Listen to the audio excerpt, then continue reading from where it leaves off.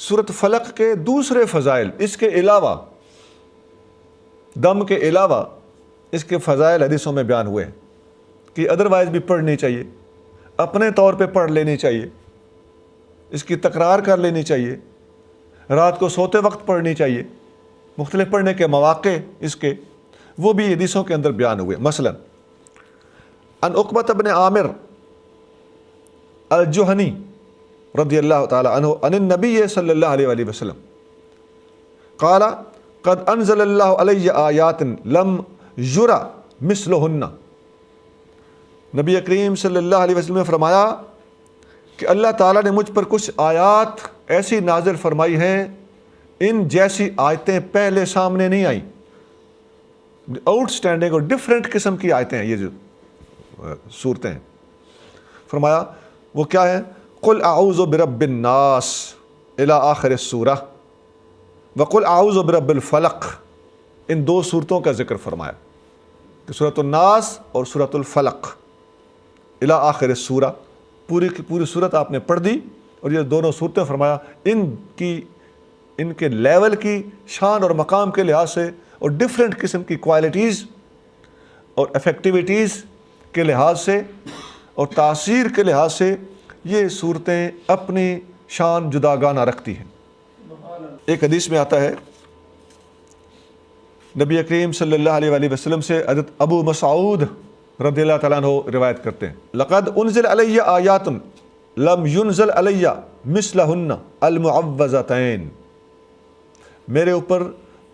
کچھ آیتیں ایسی نازل ہوئی ہیں جن جیسی مجھ پر پہلے نازل نہیں ہوئیں۔ اب وہ بھی عربی ہے، یہ بھی عربی ہے، ان جیسی ہونے کا یہ مطلب نہیں ہے کہ عربی نہیں ہے تو عربی،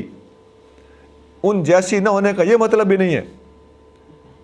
کہ ان کی شان کچھ کم ہے۔ مطلب یہ ہے کہ ان کے اندر اثر، تاثیر، تعلیمات اور ہیں، اور ان کے اثر اور ان کا فیض اور ان کی تعلیمات یہ کچھ آؤٹ سٹینڈنگ قسم کی ہیں۔ اس لیے نبی کریم صلی اللہ علیہ وسلم نے اس لحاظ سے یہ بات ارشاد فرمائی، اس پہلو کے لحاظ سے کہ ان کی مثال نہیں ملتی۔ یہ حدیث المعجم الاوسط میں 2658 اس کا حدیث نمبر ہے، 2658، اور سند اس کی صحیح ہے۔ اور یہ حدیث بعض کتابوں میں حضرت عبداللہ بن مسعود رضی اللہ تعالیٰ عنہ سے بھی روایت کی گئی ہے۔ عبداللہ بن مسعود کا نام میں نے اہل علم کی ضرورت کے پیش نظر لیا ہے تاکہ کچھ غلط فہمیاں ان کی دور ہو جائیں، علمی ذہن رکھنے والے لوگوں کو کلیئر ہو جائے کہ عبداللہ بن مسعود فرما رہے ہیں کہ یہ دو صورتیں نبی کریم صلی اللہ علیہ وسلم پر اللہ نے قرآن کے طور پر نازل فرمائی ہیں، اور فرما رہے ہیں کہ ان جیسی صورتیں مجھ پر اللہ نے نازل نہیں فرمائی۔ ایک اور حدیث میں آتا ہے، ان عائشہ رضی اللہ تعالی عنہ ان النبی صلی اللہ علیہ وسلم نظر الی القمر، اما عائشہ صدیقہ رضی اللہ تعالیٰ عنہ فرماتی ہیں کہ نبی کریم رؤوف الرحیم صلی اللہ علیہ وآلہ وسلم نے چاند کی طرف دیکھا، فقال یا عائشہ، تو اور فرمایا اے عائشہ استعیذی باللہ من شر ھذا، فرمایا اس کے شر سے اللہ کی پناہ میں آ، فإن ھذا هو الغاسق اذا وقب، آپ علیہ الصلوۃ والسلام فرمایا یہی وہ اندھیرا ہے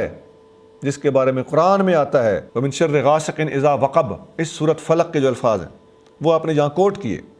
فرمایا یہ جو من شر غاسق اذا وقب ہے نا، تو یہ غاسق چھا جانے والا، اذا وقب جب وہ ٹیک اوور کر لے، چھا جائے، تو یہ کیا ہے؟ وہ یہ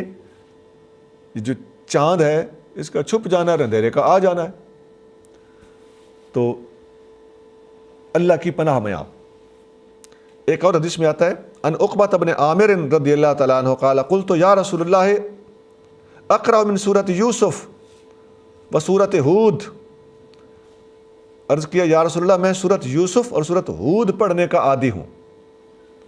قال یا عقبۃ، آپ نے صاحب نے فرمایا اے عقبہ اقرأ باعوذ برب الفلق، قل اعوذ برب الفلق پڑھا کر، وہ بھی پڑھ اور اس کو بھی ایڈ کر، فإنک لن تقرأ بسورۃ احب الی اللہ، اللہ تعالیٰ کو ایک خاص لحاظ سے اس جیسی کوئی اور صورت پسند نہیں ہے۔ اس کے اندر اصل وجہ کیا ہے؟ اس میں اعوذ کا لفظ ہے نا، میں اعوذ برب الفلق، میں فلق کے رب کی پناہ میں آتا ہوں۔ دیکھیے ایک مثال دینے لگا ہوں، اس زمانے میں بھی اور آج بھی، اس زمانے میں جنگوں میں جب کوئی کسی سے پناہ لیتا تھا نا، تو جس کے اندر بھی خوف خدا ہوتا تھا یا اپنی ذات، شخصیت، قوم، قبیلے کے شان مقام کا اور آبرو کا احساس ہوتا تھا، تو پناہ لینے والے کو پناہ دے دیتا تھا۔ بھائی اس نے ہینڈز اپ کر دیے، اب اس کو کیا مارنا؟ تو اب بھی یہی حال ہے، ہینڈز اپ کر دینے والے کو مار دینا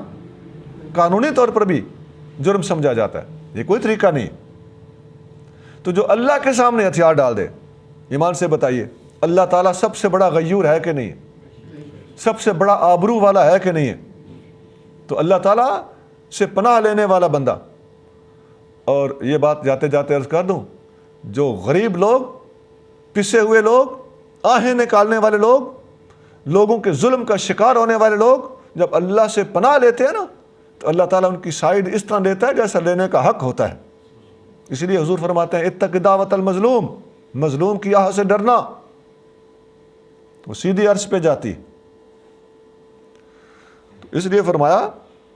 یہ سورت اللہ کو بڑی پسند ہے۔ یہ قل اعوذ برب اور برب الفلق، آگے فلق کے اندر کتنی باریکیاں ہیں، اس کے کئی پہلو ہیں۔ فلق رات کو پھاڑ کر سورج کا نکلنا، یہ افلاق کہلاتا ہے۔ کسی چیز کو چیر کے سامنے آنے کو فلق کہا جاتا ہے۔ تو یہ گویا اس میں اشارہ ہے کہ جو تکالیف کے اندھیرے چھٹا کر شفاؤں کے اجالے عطا کرتا ہے، جو دکھوں کے اندھیرے اور گھٹا ٹوپ گھٹائیں ایک طرف ہٹا کر انسانوں کو اور پناہ مانگنے والوں کو سکھ کی دولت سے مالا مال کر دیتا ہے، میں اس کی پناہ میں آتا ہوں۔ اللہ سے پناہ مانگی جا رہی ہے تو رب الفلق کے نام سے مانگی جا رہی ہے۔ اس میں اس طرف اشارہ ہے کہ اللہ سے جو چیز مانگنی ہو اس کی اسی شان کو مینشن کر کے اس سے وہ چیز مانگو۔ تو اللہ کے بہت سے نام ہیں،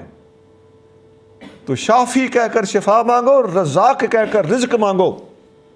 عزیز کہہ کر عزت مانگو، اور مجیب المدتر، بے بسوں کی آہیں سننے والا کہہ کر دکھوں میں اس کو پکارو، اور جادوگر وغیرہ کا علاج کرنا ہو تو رب الفلق کہہ کر اسے پکارو۔ یہ اس کو پکارنے کے آداب ہیں۔ تو آقا صلی اللہ علیہ وسلم نے فرمایا کہ یہ سورت اللہ کو سب سے زیادہ پسند ہے، وَأَبْلَغَ عِنْدَهُ مِنْهَا، اور سب سے بڑھ کر پہنچنے والی، امیجیٹ ایکشن لینے والی، اللہ کی بارگاہ میں فٹافٹ پہنچنے والی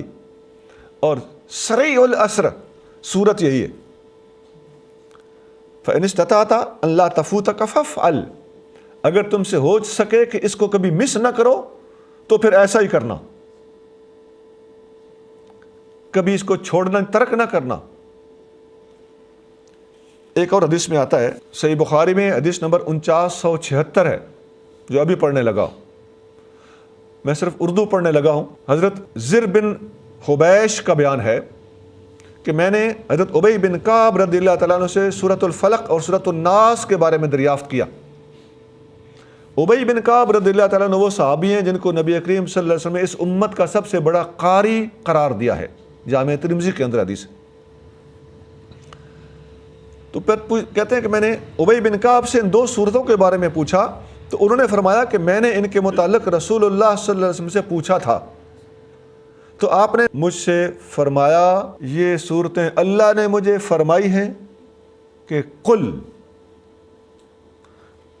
کا لفظ اللہ نے بولا ہے، تو میں قل کا لفظ ڈیلیٹ نہیں کرتا، میں اللہ کے مبارک الفاظ کو ریپیٹ کرنے کے لیے، ان لفظوں سے برکت لینے کے لیے قل کا لفظ بھی ساتھ پڑھتا ہوں، کہہ دو۔ اللہ نے کہا تھا نا کہہ دو، تو کہہ دو کا لفظ تو اللہ کا فرمایا ہوا تھا، تو حضور فرما رہے ہیں میں نے اس کو قرآن کے اندر ایڈ کیا ہوا ہے، اور اس کو میں نے ڈیلیٹ نہیں کیا، اس کو میں نے ختم نہیں کیا۔ کیوں؟ کہ یہ جس کے الفاظ ہیں میں ان کی برکت کے پیش نظر منو ان اسی طرح لفظ بلفظ قرآن کے اندر مینشن کرنا ضروری سمجھتا ہوں۔